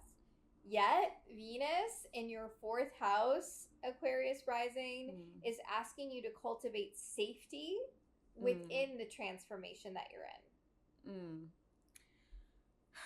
I don't know. There's something about like those 9th house, like philosophy, ideas, beliefs. It feels like there's something in there that is shifting, maybe around those Libra qualities, like that, how we were talking about the authenticity and the harmony piece. Yep. Like, it just feels like, did I have this belief because it was easier? You know, Aquarius rising's already rebellious. So sometimes they're just like, you know what, fuck it. Like, I just don't want to have to deal with this constant onslaught of people being against me and like fighting with me, and going against the grain can get very tiring in our society, because they just make it so freaking hard, dude. Yeah, and I feel like honestly, Spirit is saying no brainer. Like, whatever this thing is, it feels like it's like a no brainer. Like, why am I upholding this system or this belief or this philosophy, or or maybe you open up to a new one or cultural thing that like gives you this aha moment that you need. And I also feel this fear around putting yourself out there, because the 9th house is about like that long-term travel or like expansion or like publishing, sharing things with the world at large, you know? So I feel like there's some part of you that I see this like seesaw where you're like, I want to say it, I don't want to say it, I want to put it out there, I don't want to put it out there. And I think there's a part of you that just needs to like figure it out and decide which one you want to do. Because I feel like they're like, either decide you don't want to do it and close the door and move on, or decide that you want to do it and accept it and do it. Like, I feel like this, you don't like being in this limbo piece. Like, it feels like I'm being pulled in 2 directions. Yeah, because your worldview, your perception of life shapes how you operate and move through the worlds. If you believe something is possible, then you take the actions towards that. If your belief system says, oh, well, that's not acceptable or possible, then it just shuts it down. Yeah. So it does come back to your belief. Yeah, it's like, do you believe in yourself to do that? Yes. If you don't think that you can, then you won't. Yep. And you won't succeed. But you're ruled by Saturn, right? So it's like, you know that work and effort and consistency add up to pay off. Yeah. And again, Pluto transiting through your first house. Like, y'all are in a massive transformation cycle for the next 20 years. Yeah, so like buckle up, you know, like you're maybe already feeling it, but you need to just do it. Just be it for the next 20 years. Like, why put it off? Yeah. Don't put it off. You could be so different at the end of this. Yeah. Oh, I mean, no Aquarius rising is going to be the same after this Pluto. I feel like some of them are going to be like, okay, bet. You know, Aquarius can be a little stubborn. Yeah. Yeah, they're like, oh, you I'm never gonna change. That's hilarious. Okay, Pisces rising. Fellow Pisces risings. Okay, this full moon is illuminating our 8th house of emotional depth. It's an intense full moon. Mm-hmm. So this full moon is bringing emotional truth around intimacy, trust, and energetic exchange for us. So themes may include vulnerability in relationships, financial exchanges, relational entanglements, and deep emotional healing. Yeah. So the 3 of Swords here is around emotional intimacy. It's true connection that requires the courage to reveal the heart fully, because ultimately the 8th house is merging. So if we're not honest and authentic, then how can we be fully merged in any relationship dynamic? So this lunation invites us to release fear and step into a deeper emotional sovereignty around who we are sharing energy with ultimately. Yeah, that's literally like the visual I was seeing was like Pisces sort of being thrown in the depth of these scorpionic waters, because the 8th house is naturally ruled by Scorpio. And I was seeing them just like crying and being kind of scared. And then like this kind of figure coming from behind them and like opening up their chest. And like that, like literally before you said like the vulnerability piece, I'm like, it's literally what you're saying. Yeah. Like, but I feel like there's like, I don't know, sometimes the Pisces risings, they feel a lot of feelings, but there's sometimes this aversion to going to the depths and the dark. Like, I feel like they feel a lot, but they don't want to feel the bad things or the icky things or the dark things or the unknown and scary things. And I just feel like this is your space to kind of, like, they're showing, like, crying and your eyeliner streaming down your face, you know? Like, it just feels like it's that space to do that. I feel like the Pisces risings, you've been holding on to something very heavy here in relationships with others. And it just feels like you're ready, you're scared, but like wanting to let go of this. Yeah, like I feel as a Pisces rising myself, I do have a pattern in relationship dynamics where I can be overly compassionate, where I give people and you're like positive about the bad stuff, and I'm just like, bro. Yeah. It's scary. And it's hard for me always to see that people don't have my best interests at heart, and then I just let myself be taken advantage of. Yeah. I think it's okay to be time again. I think for the Pisces risings, it's like you need to learn how to remain vulnerable and be vulnerable, but without like feeling like you need to lose yourself, or you need to get taken advantage of, or you need to get pulled outside of yourself, or let others dictate you. Like being vulnerable doesn't mean you're weak and you can be led, you know, like a carrot with a stick. Yeah. Being vulnerable, like you need to be like, me sharing my vulnerability with you is a gift. And if you cannot receive it and appreciate it and respect it, then I'm not going to be vulnerable with you anymore. And if, let's say, who you are as a person is like, I'm always going to be vulnerable, then maybe I'm not going to have you in my life anymore, because I don't feel like I can be 100% myself anymore. And I don't want to like entertain that, you know? Yes. 100%. This, I feel like, is going to be a really intense full moon for me personally, because it will be in a conjunction to my ruling planet, Jupiter, in the 8th house. So that might be that presence you were feeling, like coming behind and opening through this massive presence. Like, it was kind of cool. It was like this black figure that kind of looked kind of scorpionic, and it like was kind of made out of bones, and then it like melded with your bones, and then it was like opening you up. Yeah, so super cool. We'll see. We'll spill the tea next time on our personal stuff that comes up, because it's a big deal for both of us. It's happening with your MC too. So. The Pisces stuff for March, like I sent like this gift to Thailand. I was like, all Pisces season, I've just been like, like I'm getting punched. Like it was just like Jesus Christ, because it's my fourth house, and like my wounds with my mom and shit were coming up. I was like, whoa, this has hands. Like what the fuck? Yeah, it's like the final culmination, right, with the Pisces moon that we had, the new moon that we had. Yeah, literally the last new night moon, we're recording this. I right also after felt like the moon. North Node being there. Like there was just a lot, and then we had like Mars and Venus, and like we had Mercury, like we had all the planets there. I was just like, oh I'm getting shot at, you know? Like, it's so much. Yeah, because all of that's asking you to redefine what safety really means for you, what your true connection to home is. Yeah. That shit was rough. Also, I was like reorganizing my home. I was like, we need to reorganize everything. Because I think like, I don't remember if like Vesta was there, but I was just like, we need to clean a closet every week. Like I was, and then I looked it up. I was like, the home. Devotion to the home. Mm-hmm. Yeah. And like we were supposed to do some like projects. We bought these like vinyl floor thingies to change like our apartment because we're renting. And then finally we were just like, we've had this for over a year and we haven't done it. Let's just fucking not do it. So some ending stuff too. Just being like, let's call it quits. We're not going to do this. Yeah. It'll help me clean it out, you know? Yeah. Just accept and not have like this open tab like in my brain of like, are we going to do this renovation or not? Yeah. That's why I felt like the new moon wasn't fully a new moon. It felt like a closing. Yeah, it did. Like a completion too. It totally, I had like more layers around like my relationship with my mom come up. I wrote this whole like poem because like, I mean, I've talked about it on the podcast before, but my mom's still alive, but I was going to make an inappropriate joke.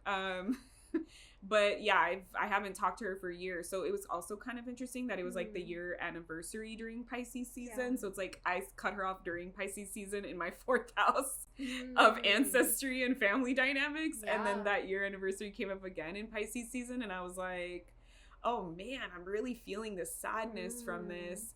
And I had a revelation. My friend told me about BPD, the borderline personality disorder, and she's also into astrology, and she was like, I notice a lot of Aries moons tend to have BPD because it's like they get trapped in that victim mentality piece. And she was like telling me about her other friend who also has like a similar kind of vibe to my mom, where like she remembers her childhood is like so intense, right? Because my mom has an Aries moon. But then like her family really wasn't like that. Like her parents weren't abusive and all these things, and her mom didn't really yell. Her mom was actually quiet and didn't really say a lot, so it was like weird to me. But my friend was like, oh yeah, my other friend who has an Aries moon, same thing. Like the parents were strict, but they weren't abusive, you know? And the assertion though, the aggression of Aries with the emotional, the nurturing, the mother, care, and like she was saying like, the BPD people, they like can't get out of that victim mentality, and that's how my mom is. So I had that kind of like aha moment, and then I wrote this like poem and I shared it on my personal Instagram. And it was like my very Aries moon. Like, I hate that you did this. I hate that you did that. I hate that you did this. Like, I was just like really getting like the feelings of like the sadness out. Oh my goodness, I didn't see that. No, I'll show it to you. I have a screenshot. But yeah, I tend to process my emotions with poetry because my Gemini, Mercury, and Venus. Same. Mercury and Pisces. But yeah, that Pisces, and that was like on the lunation. I was like rough. I was like, okay, we're going through it. We're doing it. Yeah. Interesting though. I mean, that makes sense with the moon and the Aries piece too, with that particular like quality, because Aries is the identity and the moon is the emotion, and that could create then identity structures that shift. Yeah, because they say like with BPD, it usually happens at some point in the childhood. Something happens that triggers it. Yeah. So it kind of made sense to me, because I feel like she has that sort of like arrested development back in that age, and she can't get past it, and she keeps feeling like the victim, and she doesn't ever want to like look at it and heal it. Yeah. And then the Aries energy around the like not thinking anything is wrong with it. Yes. The Aries. Well, she famously is like, I just decided I'm gonna be myself, and if you don't like it, that sucks. You know, you can take it or leave it. And I'm just like, but you're being a bitch. This is exactly why we need the polarity of Libra, because it's not just the self. Yeah, it's not. She's like, it's my way or the highway, and I'm like, then I'm not gonna talk to you. Sorry. Yeah. yeah, I feel for all the people who have difficult family members. Yeah. I tried for years before I cut her off. I really tried. Yeah. I did a lot of work on myself. Yeah. You made it through your Saturn return, Saturn in your 4th house. You made it through. So, yeah. I did. I made it through. It wasn't too bad. That was my main, I feel. Yes. My main test. Yeah. So ultimately, with this Libra full moon, when the heart... Oh, go ahead. I also had a lot of family members volunteering me for favors and things. Oh, weird. The lack of boundaries with Pisces and my Saturn Pisces there. Like, I literally had to be like, no, why are you volunteering me to do... It was like shit like... Create the Saturn It was some boundaries. crazy shit. Like, my dad lives in Vegas. He has a friend who lives in Vegas, and he's separated, and the mom was going to take their daughter to Disneyland for the first time. And I guess, like, the mom is, like, crazy or something.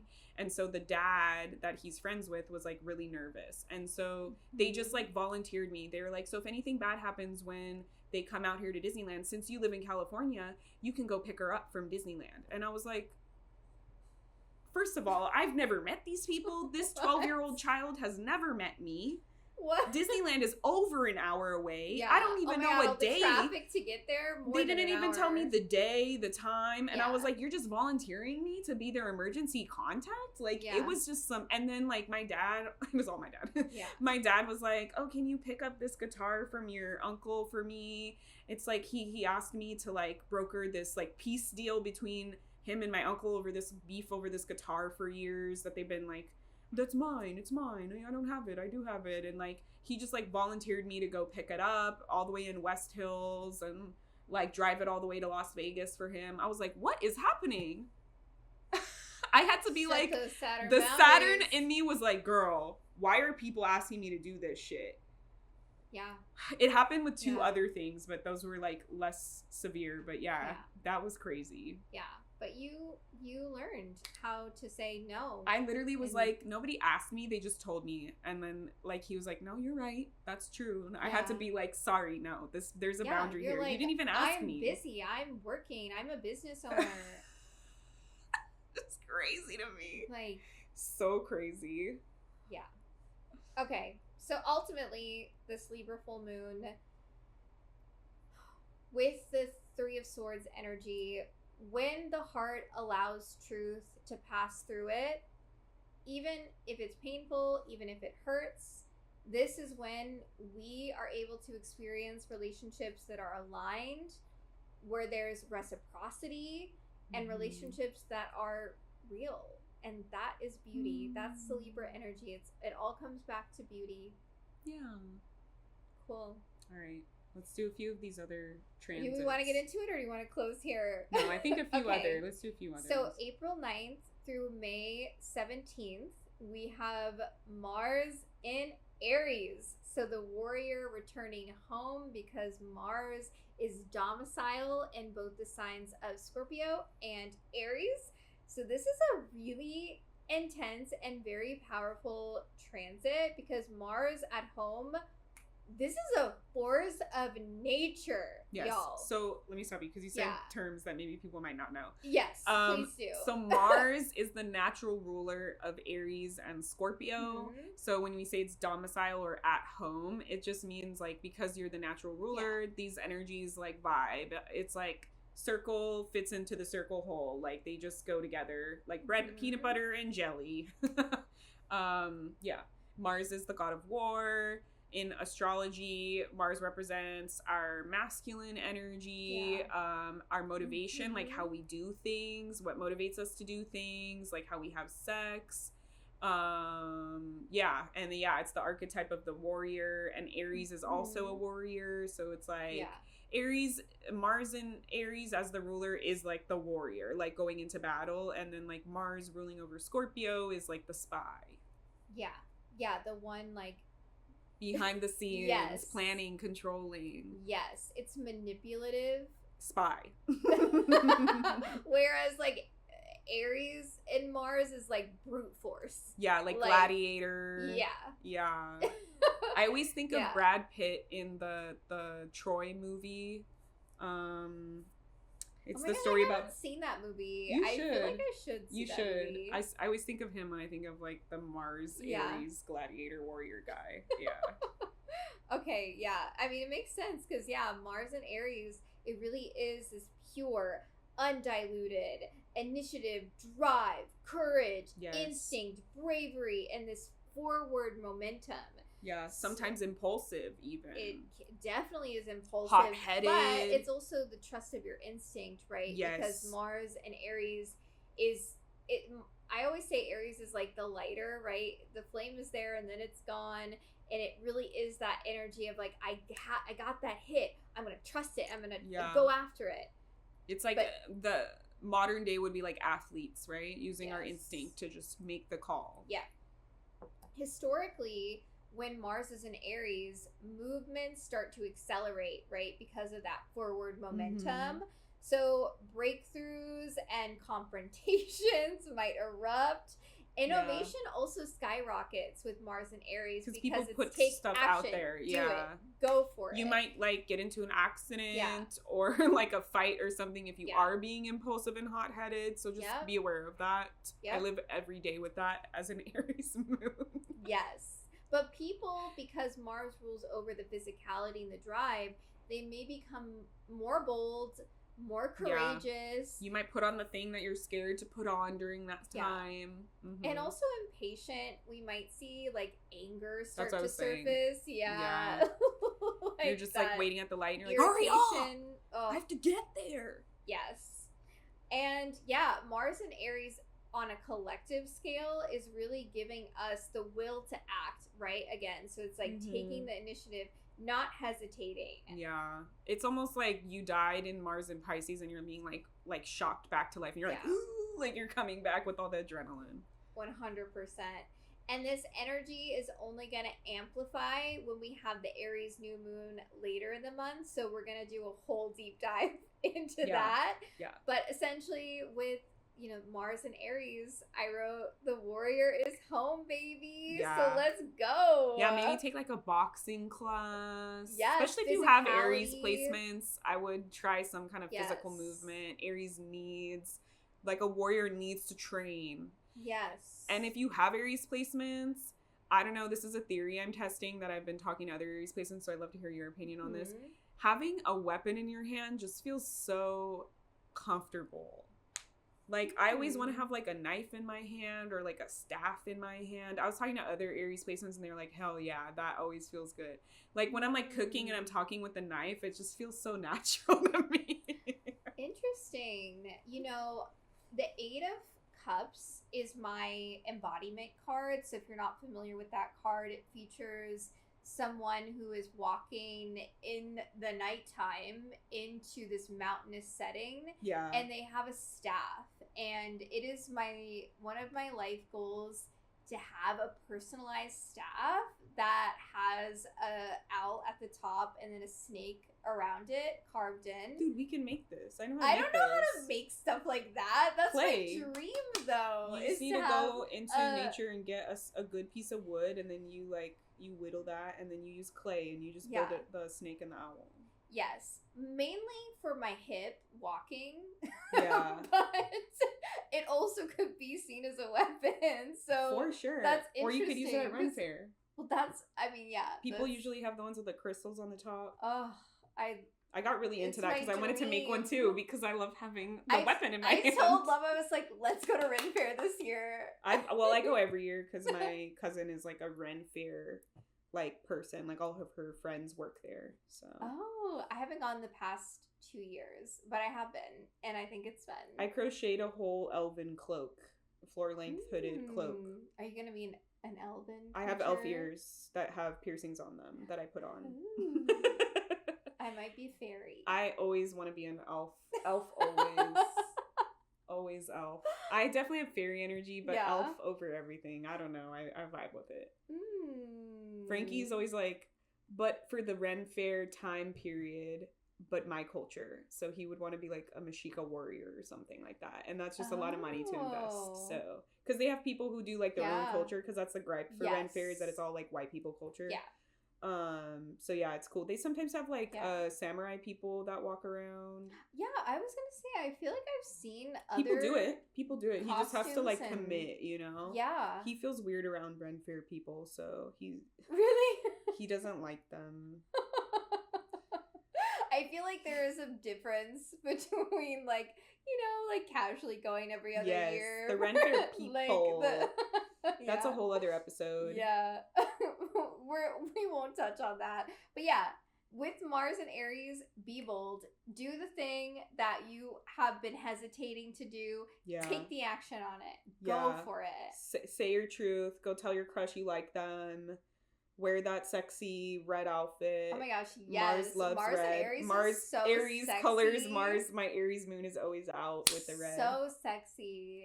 Just, and like the raw sexual power, right? That magnetizes. The eye contact. That's what Aries has, the eye contact with you. And you're like, yeah. We talked about this, how Aries placements are very... They always say that Aries is the one that got away, the Aries placements, because they love you harder than anyone has ever loved you. And so you're like, man. Oh my God. You remember the live I did the other day? It was one of my exes who was also on the live. Like, that's who it was? Yes. Okay, because I felt like it was your ex. And I was like, I'm not. I literally got that. I got that psychic thing where I was like, why are they telling you to move back? This is your ex? God. He's like, I miss you, Talon. You never sucked my dick so good. He's like, no one doesn't like you, please. Like, stop. And you're like, sucks a suck, bitch. Yes. Get out of here. You're like, fly out here. I'm not going to do anything for a man. Ew. Not even if you flew out here. I know, I'm making a joke. I'm trying to get a girlfriend. You're like, there's already, like, the penis slot is fulfilled. It's I don't good. need another. Yeah. The penis slot. Yeah, you have two slots. You want a vagina and you want a penis. As a bi woman, for sure. I feel like bi women out there, you know, you get it. Let us know. Email us. Okay, do we want to get into Mercury and Aries, or do we want to close here on this weirdly? No, let's finish Mercury and Aries. Mercury and Aries. Okay, April 14th. I like that because then we'll do the new moon next. That's perfect. Yeah. April 14th through May 1st, we have Mercury and Aries, which is the bold speaker. So Mercury and Aries thinks fast, speaks fast, decides things very quickly. Says it without thinking. Yes, the impulsive energy, but with the mental energy and expression. So collectively, this is bringing through bold announcements, courageous conversations, sudden ideas and initiatives, and a cultural push towards deeper levels of honesty. Yeah. So this is the month where the collective says, all right, let's get to the point. Yeah. Get to the point. Yelling. Like New York culture. Like, hey, I'm walking here. Get out of my way. Josh loves to do that. Because people are crazy. Oh, in our neighborhood, they don't stop. They always almost run us over. Anytime you see a Mercedes. Sorry, people drive Mercedes, but like, watch out for pedestrians. No, it's a deeper thing, and I don't want to sound racist, so I'm not going to say why that's the case in our neighborhood, but there's a particular culture that lives in our neighborhood, and so there's a lot of Armenian people in our neighborhood, and if you think about, like, their culture, like, the personal space, like, it's just different. Like, they don't feel like the pedestrian has the right of way. They just go when they can go. And out here in California, the pedestrian has the right of way. And they just, like, they can't help it. They, like, the second you get halfway through the crosswalk, they're, like, gunning it. They're like, oh, I had to wait for this person to walk. Like, people, if you're at the crosswalk, they won't wait for you. They just blow past you. I don't know if it's necessarily...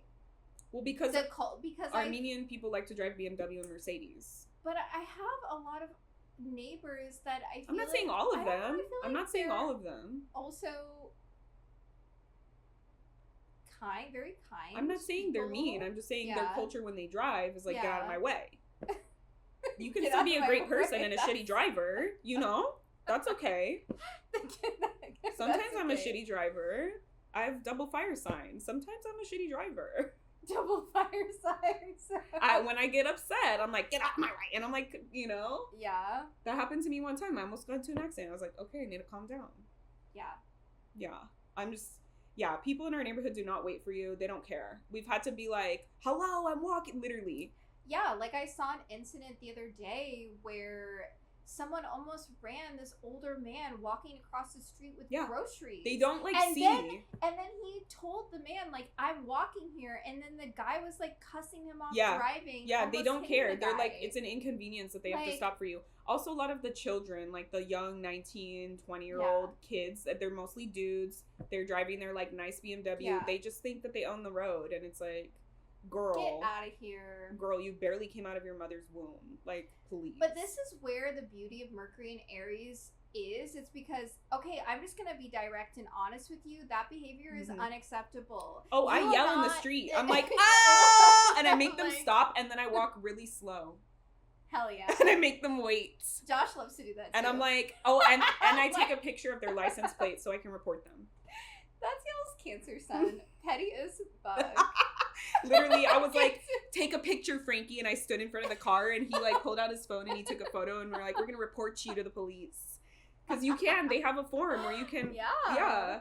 We looked it up. We were like, we need to do something about these fools. Every time we have the little poop bag, he's like, just if someone runs me over, I'm gonna throw this at their car. Hell yeah. It's a whole saga. Like, people just hate waiting here. It is crazy. Oh my gosh. Okay. Nothing else. Like, it's just the men. The young men, the old men, they don't care. They're Mercury and Aries. Yeah, yell back at them. Yeah. Clear your throat chakra during this time. Yeah. Say it. Yell it. Say the F word a bunch of times. Listen to angsty music. Get it out. 100%. I love that we're talking about LA traffic and walking with this, because it's the bane of everyone's existence in LA. Like, why does it take 30 minutes to go 10 miles? to 30 minutes to go 5 miles. Oh my god. It used to take me over an hour to go 10 miles to my job. This is why I'm so grateful I can just walk to you. Yes. Like, and then I can work from home. I'm like, you come to my house. I'm not driving. Yeah. I will walk a block over. Let's do it. Okay. Historically, Mercury in Aries correlates with new, because Aries is the beginning, the birthing point. So perhaps new political campaigns, new public declarations. It could also be breakthroughs in science and tech, and abrupt shifts within communication. Mercury and Aries, again, as the pioneer, strengthens that archetypal energy of the trailblazer. So language is like this flaming torch of, this is what I said, this is how I said it, this is what I meant. Yeah. Like, that's the energy. Jinx has an Aries Mercury. Yeah. Just watch out for the impatience piece, especially paired with the Mars in Aries. I mean, and Saturn in Aries, right? And Neptune in Aries. And Persephone in Aries. Yeah, like that Saturn is gonna be like, hey man, watch your tone. Yeah. Hey, don't do that. Yeah. And Aries and the rules. Sun in Aries too. The Aries rules the head, right? So be careful of like head injuries, especially when Mars is in Aries. Yeah. Especially if you're being impulsive and not listening, hitting your head. I'll maybe your eyes hurting, like all different stuff like that. Yeah. So we have a lot more to get into. Yeah, well, we'll open with the new moon. I like that. So when you are receiving this, our astrology mystery school, the Celestial Circle, so aptly named to match our podcast, will be officially starting in like a couple weeks. So we did, by this time, we've done our free first course. So we have this whole mystery school is 55 classes. It's like a long-term integration over 2 years of learning astrology and its intersection with tarot, with angelic wisdom. We'll be doing meditations and Reiki activations and live readings. And so you're really going to go in depth over 55 classes learning all the planets, all the zodiac signs, each decan of the zodiac sign, the tarot cards associated with it, all these different pieces. There's going to be way more than what I just said. So you can you can download our first class for free. So if you want to just check out what's our learning style, we might like post it just on the podcast so you can just like see it. And then if you want to join in for all the entire course, you can. Our next class is going to be on April 16. So that's like when we officially start with like the paid stuff. So it'll be class number 2. And yeah, you can pay in full. You can do a payment plan. It's only, if you do it in this introductory window before April 16th, it's only $72 a month. And then it's going to go up a little bit. It'll be $79 after that. It's $2,000 or $2,200 basically. And you just pay it off over the entirety of the course. So you have a long time to pay it off, and it's really accessible and affordable. Yeah. Or you can drop in per class. Like maybe you're like, I already know some stuff, but like, I really want to learn more about Uranus. So I'm going to take the Uranus class when it comes around. We'll be posting all of that. So make sure you follow us. Make sure you subscribe to our newsletter. You can see our Eventbrite and all this stuff. Yes. But we really hope if you want to take your astrology skills to the next level, you will be able to do like readings when you come out of this. You'll be able to be like, oh, I know how to read my chart. I know how to read my friend's chart. I know how to maybe understand how to track transits better. Yes. Yeah. So we really want to invite you into that. It's going to be really fun. We're doing like multimodality. We're going to be really inclusive. We're going to have audio and video versions. So like however you learn best, if you want to come live, if you want to see the recording, you can get any and all of that. And if you sign on for the whole program, you'll still get the live readings. You get priority for the live readings, even if you don't show up, because we'll have your chart and we'll just bring it up every time for whatever that class is talking about. Yes. Yeah. So subscribe to the podcast, share with everybody you know. Yes. Leave us a review if you enjoy it. Follow us on like YouTube. We have it on there as well. And ask us any questions that you Yeah. have. Send if us you're in curious questions, about please. these transits. If you're like, oh my gosh, I have Aries in this house. What's coming up with this? And I have this placement here. Send us your questions. Yeah. Like, sit in the circle with us. Yeah. We want to support you. Yeah. That's why we have this podcast. How was Pisces season for you? Yeah. Did you get your ass handed to you like how I did? We want it to feel like you're here, even though it's a format where you can't really be here. But I also feel like podcasts create the environment where maybe you're going on a walk listening to this. Maybe you're cooking listening to this. Maybe you're doing your yoga and stretching. And we want it to feel like you are in the room with us and present and in the conversation with us. Yeah. So we want to hear any questions that you have. I feel like we don't say that enough, but it is why we created this new format for you to sit in the circle with us. Yeah. So please send us any questions. Yeah, stories, questions, whatever. Mm-hmm. Yes. Yeah, thank you. Cool. All right. Well, we'll see you for the rest of April in our next episode. Yes. And if you consent, you can receive this kiss on the mouth. Double kiss. Thank you for listening to the Celestial Circle podcast. We are eternally grateful to have you in our cosmic community. Make sure you subscribe to our podcast wherever you listen. That way you'll be updated whenever new episodes drop. Please leave us a review and share with your friends so that our circle grows. The circle is now closed. Bye!